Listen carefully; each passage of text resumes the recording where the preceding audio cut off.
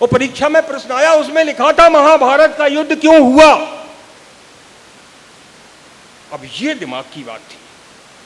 हमारी क्लास के लड़कों ने अलग अलग तर्क दिया। एक बच्चे ने लिखा कि महाभारत का युद्ध इसलिए हुआ क्योंकि दुर्योधन अहंकारी था, उसने किसी की बात नहीं मानी। तो दूसरे ने लिखा कि अगर भगवान कृष्ण चाह लेते तो महाभारत की नौबत ही ना आती। तीसरे ने तो यहां तक लिख दिया कि अगर भीष्म पितामह ने ही विवाह कर लिया होता। हमसे भी पूछा कि महाभारत का युद्ध क्यों हुआ।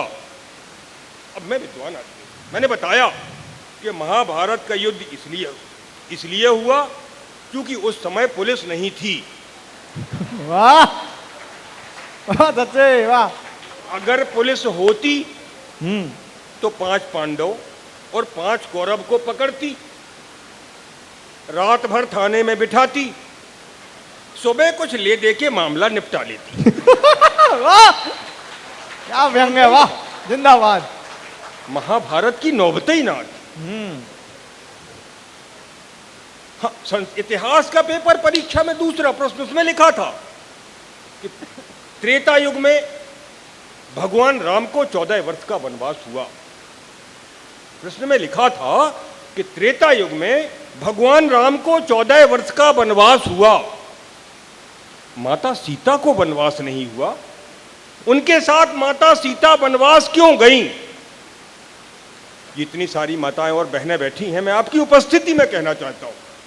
तो लोगों ने अलग, हमारे क्लास के बच्चों ने अलग अलग तर्क दिए। एक बच्चे ने लिखा कि माता सीता उनके साथ वनवास इसलिए गई थी क्योंकि भगवान राम सुकुमार थे, उन्हें वन में कोई असुविधा ना हो, इसलिए माता सीता उनके साथ गई।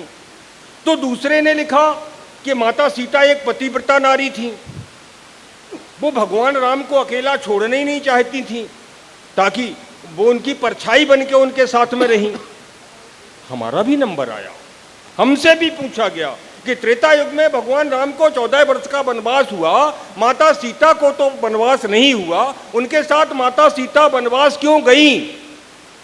मैंने बताया, मैं विद्वान आदमी, मैंने बताया कि जिस घर में 3-3 सासें हों तो बहू के लिए वनवास ही ठीक है।